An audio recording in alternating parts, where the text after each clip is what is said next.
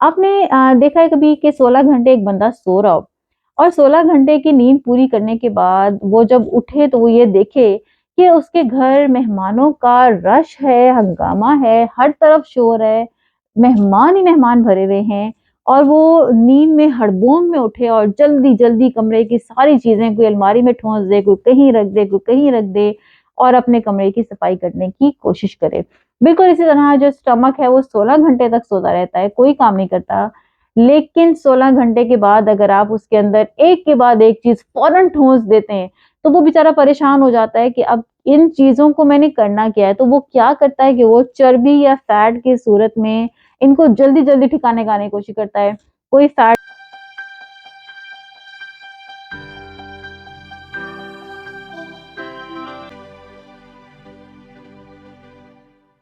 अस्सलाम वालेकुम, सभी जहाँ पे खुश-आमदीद। बहुत इम्पोर्टेंट वीडियो है। आज की वीडियो में मैं आपको सैंपल डाइट प्लान देने लगी हूँ रमज़ान के हवाले से।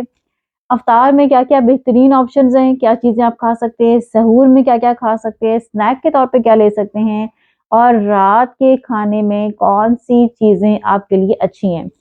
इनके ऊपर तो मैं बात करूँगी ही। लेकिन क्या आप जानते हैं कि रमज़ान के महीने में अपने ब्लड शुगर लेवल को मुनज़्ज़म करना बहुत ज़रूरी है। उसकी वजह क्या है कि जब ब्लड शुगर लेवल्स हाई होते हैं, तो इसकी वजह से हमारी बॉडी के अंदर डिहाइड्रेशन होना शुरू हो जाती है और हमारी बॉडी के ना सिर्फ ये कि एनर्जी लेवल जो है उनके ऊपर असरअंदाज होती है ये चीज़, बल्कि हमारे मूड के ऊपर असरअंदाज होती है। इसीलिए हमारी जो बॉडी है वो बहुत ज़्यादा गिरी-गिरी, थकी-थकी उसकी रीज़न क्या होती है कि हमारी बॉडी का जो ब्लड शुगर लेवल है वो हाई हो रहा होता है। दूसरा क्या होता है कि हमारी बॉडी के ब्लड शुगर लेवल को अगर आप चाहते हैं कि बहुत देर तक आप अपनी कुछ संगीन बीमारियों से जान छुड़ा के रखें, तो इसके लिए ब्लड शुगर लेवल को मुनज़्ज़म रखना, एक सतह पे रखना बहुत ज़रूरी है। ख़ास तौर पे वो बीमारियाँ जो कि दिल की बीमारियाँ हैं, गुर्दों की बीमारियाँ हैं, जो कि आपकी नज़र से मुतल्लिक है, जैसे विज़न लॉस्ट है या विज़न का कम होना जो है, ये सारी चीज़ें जो हैं ये इस बात पे मुनहसर हैं कि हमने अपने blood glucose level, blood sugar level को कितना कंट्रोल में रखा हुआ है। दूसरा ये कि मैं अक्सर जब भी अपने दाएँ-बाएँ देखती हूँ तो मैं ये सोचती हूँ कि हमारे जो सबसे ज़्यादा पसंदीदा काम है हमारे माशरे में, वो खुराक-खोरी है। हमें कभी-कभी इस बात का एहसास भी नहीं होता कि हम हर वक़्त हमेशा ही कुछ न कुछ खा रहे होते हैं।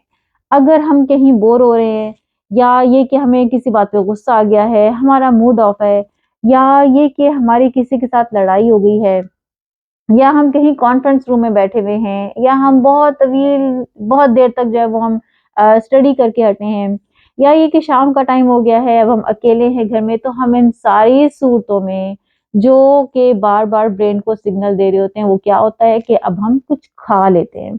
ये जो बार-बार ब्रेन को सिग्नल जा रहा होता है ना, ये इसलिए जा रहा होता है कि हमने अपने पेट को, अपने मटके को एक हद का आदी कर दिया होता है। जैसे ही उससे थोड़ा-सा लेवल कम होता है, थोड़ा-सा खाना कम होता है, तो फ़ौरन हमारा जो पेट है, वो ब्रेन को ये इंडिकेटर दे रहा होता है कि अब चलो और कुछ न कुछ खाओ। अब आप जानते हैं कि जो हमारा स्टमक है, वो ग्रेलिन एक हार्मोन है जिसको हंगर हार्मोन भी कहते हैं, ये रिलीज़ करता है और ये ब्रेन को सिग्नल देता है कि पेट जो है वो अब खाली हो गया है, now it's time to eat. Ramzan में क्या होता है कि हमें शुरू के 3-4 दिन बहुत मुश्किल लगते हैं क्योंकि जिस औकात में हमें खाना खाने की आदत होती है या ख़ास तौर पे वो लोग जो सारा दिन खाते रहते हैं, बेवक़्त खाते रहते हैं, वो शुरू के 3 से 4 दिन बहुत उनकी जो बॉडी है वो परेशान हो रही होती है क्योंकि उनका जो ग्रेलिन हार्मोन है, जो उनका हंगर हार्मोन है, ये बार-बार ब्रेन को सिग्नल दे रहा होता है कि अब स्टमक जो है वो एम्प्टी है, खाली है, तो अब फ़ौरन आप क्या करो, खाना खाओ। इस सूरत में क्या होता है कि हम उस हार्मोन की जो डोर है वो हम अपने हाथ में लेते हैं और हम खुद को संभालते हैं, खुद को अपने सेल्फ को कंट्रोल करते हैं। ये सबसे बेहतरीन एक्सरसाइज होती है। इसीलिए आप देखेंगे 3 से 4 दिन मुश्किल गुजरने के बाद आपकी बॉडी इस रूटीन की आदी हो जाती है।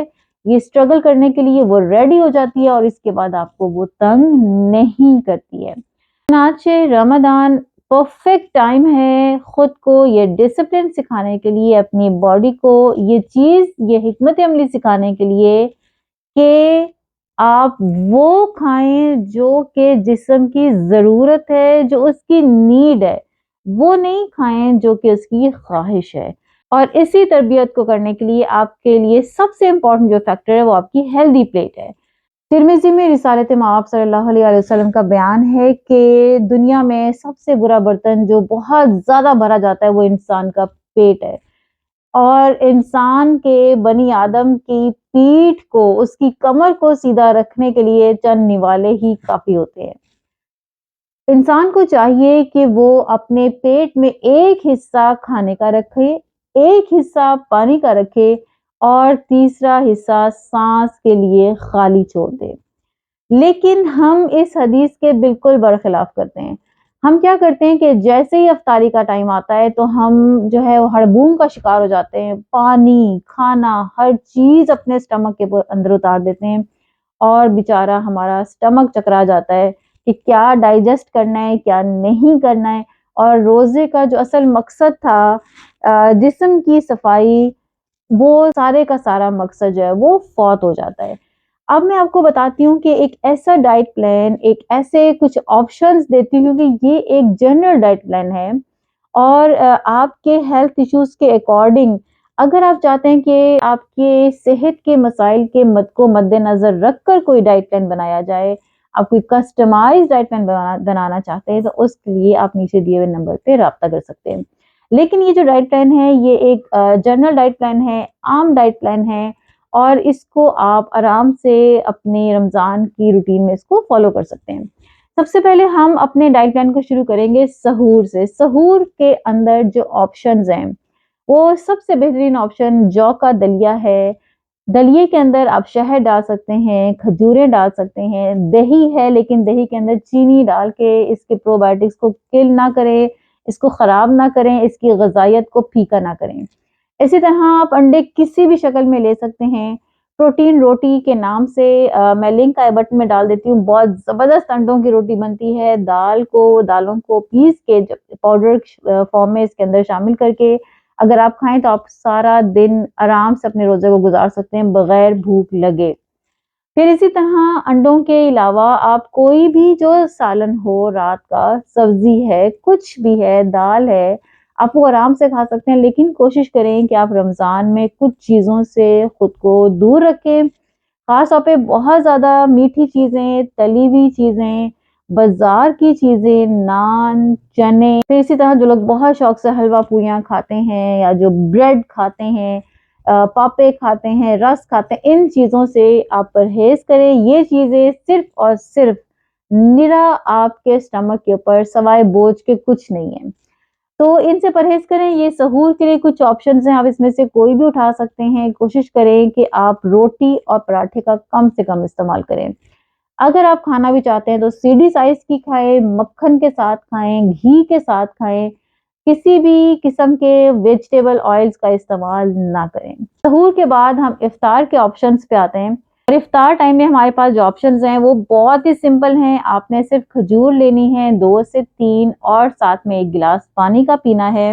अगर आपका बहुत ज़्यादा दिल चाहता है तो आप लेमनेड पी सकते हैं, लेकिन वो सिर्फ 1 गिलास, और आप चाहें तो स्मूदी भी पी सकते हैं।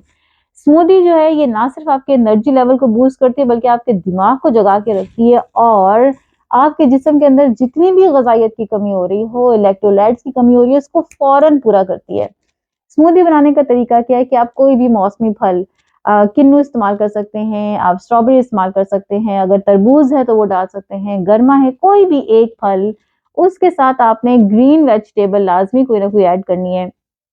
चाहे आप पुदीने के पत्ते डाल लें, आप हरा धनिया डाल लें, आप खीरा डाल लें, आप चाहें तो इसमें गोभी डाल सकते हैं, कोई भी कद्दू डाल सकते हैं, कोई भी सब्ज़ी आप इसमें डालें। साथ में थोड़ा-सा इसमें नमक डालें, आधा नींबू निचोड़ें और इसके अंदर या तो आप तुलसी के बीज, जिसको आप तुख़्म रेहान कहते हैं, तुख़्म लंगा कहते हैं, या फिर आप इसके अंदर चिया सीड ज़रूर शामिल करें ताकि आपकी बॉडी की जो हीट है वो इसको वो मैं ना सिर्फ है कि ये उसको मैनेज कर सके, बल्कि ये अपने अंदर मौजूद और भी बहुत सारे फ़वाइद रखता है और आपको बहुत सारे फ़ायदे दे सकता है। अच्छा, स्मूदी के बाद आपने क्या करना है, कोशिश करें कि आप कोई चीज़ मुँह में ना डालें और अपने पेट को थोड़ा-सा ये समझने दें कि अब खाना आया है, तो अब उसने उसको डाइजेस्ट करना है, उसको रेडी होने दें। आपने देखा है कभी कि 16 घंटे एक बंदा सो रहा हो और 16 घंटे की नींद पूरी करने के बाद वो जब उठे तो वो ये देखे कि उसके घर मेहमानों का रश है, हंगामा है, हर तरफ शोर है, मेहमान ही मेहमान भरे हुए हैं और वो नींद में हड़बों में उठे और जल्दी-जल्दी कमरे की सारी चीज़ें कोई अलमारी में ठूँस दे, कोई कहीं रख दे, कोई कहीं रख दे और अपने कमरे की सफाई करने की कोशिश करे। बिल्कुल इसी तरह जो स्टमक है वो 16 घंटे तक सोता रहता है, कोई काम नहीं करता। लेकिन 16 घंटे के बाद अगर आप उसके अंदर एक के बाद एक चीज़ फ़ौरन ठोस देते हैं, तो वो बेचारा परेशान हो जाता है कि अब इन चीज़ों को मैंने करना क्या है? तो वो क्या करता है कि वो चर्बी या फैट की सूरत में इनको जल्दी-जल्दी ठिकाने लगाने की कोशिश करता है। कोई फैट जो है वो पेट में लगा देता है, कोई कहीं में लगा देता है, कोई कहीं लगा देता है। इसीलिए आपने अक्सर 85 प्लस परसेंट लोगों को ये कहते सुना होगा कि रमज़ान में तो हमारा वज़न बढ़ जाता है। उसके बढ़ने की वजह क्या है कि जब 16 घंटे की नींद पूरी करने के बाद आप स्टमक को बेदार करते हैं, तो उस बेचारे को उसको चक्कर आ जाता है इतनी सारी चीज़ें देख के कि मैंने कौन-सी डाइजेस्ट करनी है। लिहाज़ा वो उसका जो निज़ाम-ए-इंहज़ाम है वो भी बेड़ा गर्क हो जाता है और वो सारी चीज़ों को चर्बी की सूरत में यहाँ-वहाँ, दाएँ-बाएँ इकट्ठा करके लगा देता है। इसलिए इफ्तार में आपने हल्का-फुल्का ही लेना है, उसके बाद आपने आधे घंटे की ब्रेक लेनी है, उस आधे घंटे के अंदर आप अपनी मगरिब की नमाज़ अदा करें। उसके बाद आपके पास स्नैक ऑप्शंस हैं, स्नैक ऑप्शंस तो बहुत ही ज़बरदस्त हैं, कोई भी ऑप्शन आप पिक कर सकते हैं। आप इसमें दही भल्ला चाट खा सकते हैं, आप इसमें चना चाट खा सकते हैं, आप इसमें फ्रूट चाट खा सकते हैं, आप इसमें ग्रीन टी पी सकते हैं, चाय पी सकते हैं, नट्स ले सकते हैं, आप इसमें कोई भी फ्रूट जो है वो खा सकते हैं। ये आपका स्नैक टाइम बहुत इम्पोर्टेंट है, क्योंकि ये आपको रेडी करेगा, ये आपको ताकत देगा, ये आपको तवानाई देगा नमाज़ तरावी के लिए और इस टाइम में अगर आप चाहें तो थोड़ी-सी 10 मिनट की वॉक भी कर सकते हैं, ये भी बहुत ज़रूरी है। फिर तरावी के बाद आपने क्या करना है कि आपके पास डिनर टाइम आता है और डिनर टाइम में आपके पास जो ऑप्शंस हैं वो चिकन भी हो सकता है, चिकन किसी सूरत में भी हो, चिकन टिक्का हो, चिकन पीस हो, चिकन सालन हो, चिकन का कबाब हो, कुछ भी हो। अगर चिकन नहीं है तो आप दाल ले सकते हैं, दाल नहीं है तो आप सब्ज़ी खा सकते हैं। कोई भी चीज़ इस्तेमाल करें लेकिन 2 बातों को ना भूलें। एक तो ये कि रोटी का साइज़ सीढ़ी से बड़ा ना हो, सीढ़ी के साइज़ से बड़ा ना हो, 6 इंच से बड़ा ना हो। दूसरा क्या कि आप कोशिश करें पानी खाने के दरमियान में ना पिएँ, बल्कि खाने के शुरू में ही इसको पी लें और खाने के आखिर में तो मुकम्मल एहतियात करें। और तीसरा इम्पोर्टेंट चीज़ क्या है कि बहुत ज़्यादा पेट भर के आपने नहीं खाना, ओवरडू नहीं करना, पेट को बहुत ज़्यादा नहीं भरना क्योंकि इसके बाद आपने सहर के टाइम पे दोबारा सहर को स्किप नहीं करना, सहर के टाइम पे दोबारा से आपने अपने ऑप्शंस को सिलेक्ट करना है।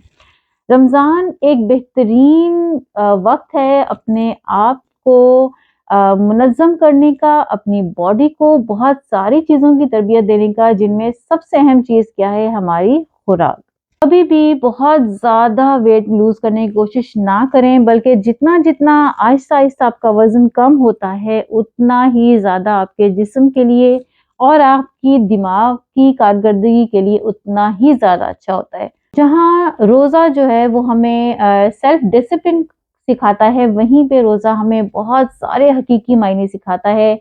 वहीं पे हमें ये भी समझा रहा होता है कि कभी-कभी कम खाना भी हमारे जिस्म के लिए और हमारे दिमाग की कारकर्दगी के लिए कितना ज़रूरी होता है। उम्मीद है आपको आज की वीडियो पसंद आई होगी। लाइक और शेयर करना मत भूलिएगा।